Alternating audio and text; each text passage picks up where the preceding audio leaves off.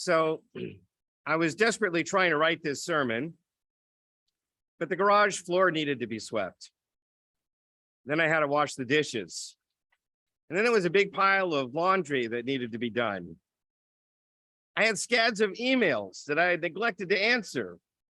And I mean, how can you start Yom Kippur asking forgiveness for sins when you got a whole bunch of emails that haven't been answered yet?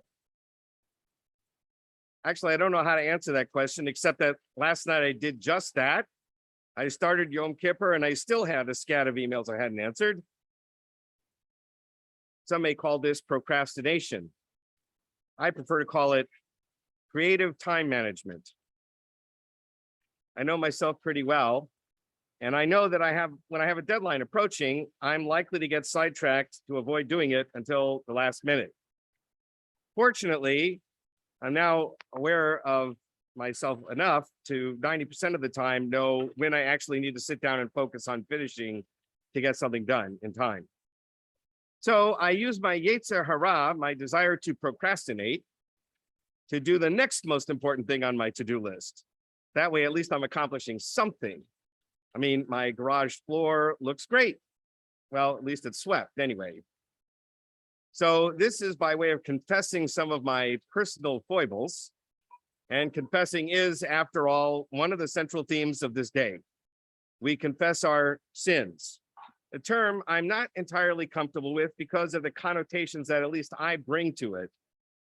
Let's say we confess our mistakes, our errors of commission or omission, our transgressions that we have committed against someone else or against our better instincts. Fortunately, when we make these confessions out loud, we have formulas. We do it from A to Z, and the formulas are in plural. So no one standing next to you really knows which one is the most painful to you to admit in public, because we're saying them all. Ideally, of course, we're supposed to confess or admit our mistakes to the person we've actually wronged, and then seek their forgiveness. In that vein, by the way, I want to this morning ask your forgiveness for anything that I may have done over the past year to upset or disappoint any one of you. And if you want to let me know what in particular I did, because I may not be aware of it, please see me or text me or email me over the next few days. But with all this confessing and beating our chests, we might have a tendency to shrink in despair. All these things I've done with my own hands, all these words I've spoken with my own lips, the facial expressions, mostly involuntary, that may have caused pain to somebody else. The sins of omission by not doing enough to help others in need, by not listening when someone desperately needed to be heard, not engaging politely and patiently with others in civil discourse, in order to articulate our disagreements without getting angry with each other. It's easy to sink into despondency and even depression. Am I a sinner because I've made so many mistakes? Because I haven't always acted like a saint? This is partly why I dislike the terminology of sin. If I see myself as a sinner, how can I change who I am? The endless repetition of our sins from A to Z, both the short form ashamnu and the long form al-chet, we recite them over and over and over again. It can become emotionally debilitating. Fortunately, the Jewish tradition generally sees this whole issue differently. We're not sinners. It's not our identity. We're rather human beings. And human beings are inherently not perfect. And God knows that. I mean, if God doesn't know that by now, God is a much slower learner than an omniscient being ought to be. Right from the Garden of Eden, God established that human beings are not always going to do what they're supposed to do, and things haven't gotten really much better over the last few millennia. Humans inherently make mistakes. This does not make us sinners. It makes us human. And human beings can also do wondrous things, acts of selfless kindness, even outrageously altruistic and amazing accomplishments. It's a fundamental belief in the Jewish tradition that every day, every minute, We have free will to choose to do what is right and good, or we can choose to do what is selfish and boorish. Every minute, we have an opportunity to decide how we want to spend the next 60 seconds. In the classic scientific debate between nature and nurture, Judaism actually says neither. Biologists and psychologists argue how much of an influence our genes predispose us to behave in certain ways versus how much our environment and upbringing affect our behavior, nature or nurture. But Judaism remarkably claims that while both may affect how we're programmed to respond to life's ups and downs, ultimately we can choose to do something completely different if we really want to. We're not predetermined, we're not on a predetermined path in our lives that we have to take. We ourselves write the next chapter of our own lives. Rabbi Simcha Bunim, a Hasidic rabbi of the 18th century, famously said that every person should have two pockets. I know this is an issue in women's clothing design. Somebody ought to do something about that, by the way. Anyway, in one pocket, you're supposed to have a piece of paper with the words, Bishvili Nivra Ha'olam, for my sake, the world was created. And in the other pocket, you should have a piece of paper with the words, Va'anochi Afar Be'efer, I am nothing but dust and ashes. And when you're feeling really depressed, take out the piece of paper that reminds you of the infinite value of each human life, including your own. And when you're feeling arrogant and full of yourself, a lot of people have trouble recognizing when that happens, I think. But anyway, when you're feeling kind of arrogant and full of yourself, you should pull out the piece of paper that says you're made of dust and ashes. This will help to keep you in balance with reality. Humans are both at the same time. Rabbi Abraham Joshua Heschel wrote about the need for humans to feel embarrassment sometimes. That's what urges us to improve ourselves.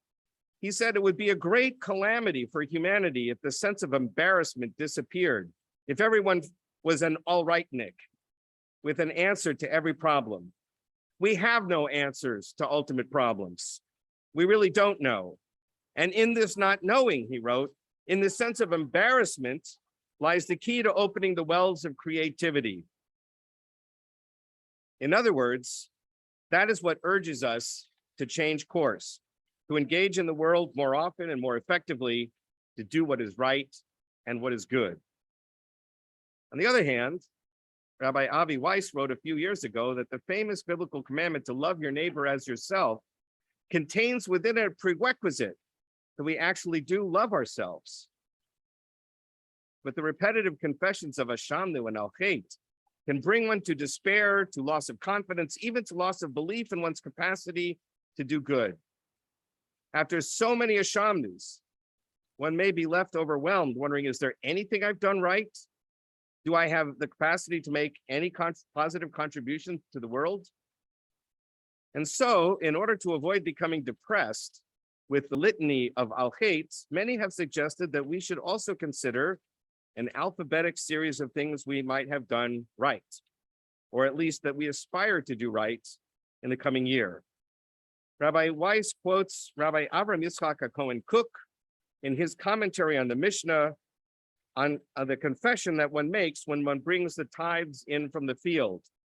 So it's an interesting conundrum. The Mishnah says when you bring your tithes to the field to the temple, they call it a confession. You confess that you have given all the tithes that you're supposed to do.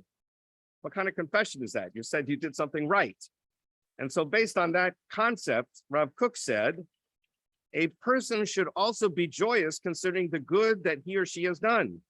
It follows that just as there are great benefit to self-improvement through confessing one's sins, so is there great benefit to confessing one's good deeds. Therefore, the commandment of vidui, confession, was established concerning setting aside the obligatory tithes. Now, Rav Kook, says Rabbi Weiss, carefully insists that we speak with humility of our good deeds. Don't get carried away. We can always do better. But reminding ourselves of what we've done well builds self-confidence, which is critical to belief in one's ability to do and accomplish for oneself, for Am Yisrael, and for the world. Inspired by this approach, we may consider an opposite recitation of a Shamnu, focusing on the good things that we've done. It too can be listed following the order of the Hebrew alphabet, and that is what you have in your handout. That's a good start.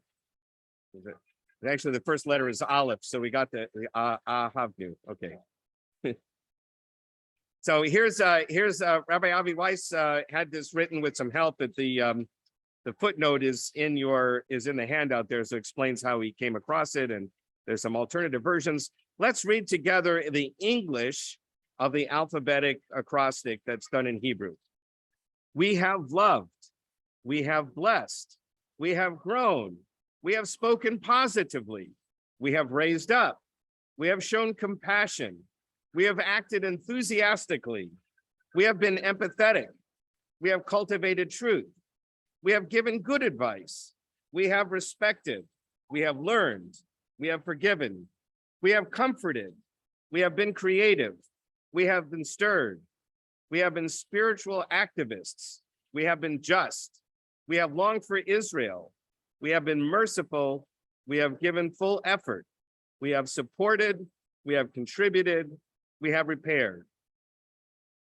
Along these lines, I've also included on the flip side an ABC of happiness, which is attributed to the psychologist Robert Vallet. I don't know how to pronounce his name. It was included in a collection of readings by Rabbi Dov Peretz Elkins for Yom Kippur in 1992. You may wish to refer to it during one of the recitations of the confessions that we're going to recite throughout the day. In this way, we not only admit our mistakes, but we articulate our aspirations to do better and to be better in the coming year. As it says in the Psalms, Na'ar hayiti v'gam zikanti. I was once young and now I'm old. And the more I experience life, the more I have come to realize how complicated and challenging life can be for each of us. Many of us tend to publicly display confidence, security, optimism, while inside we are often insecure, uncertain, and even pessimistic. We go through life sometimes feeling that the world was made just for us, or at least things seem to be going well. And at other times we are hopelessly mere dust and ashes. And the truth is always a combination of both. Our prayers ought to reflect that reality. And so as we confess our mistakes, let's often also remind ourselves of the goodness that we try to foster. Gemar Chatima Tova, may we be inscribed and sealed for a good new year.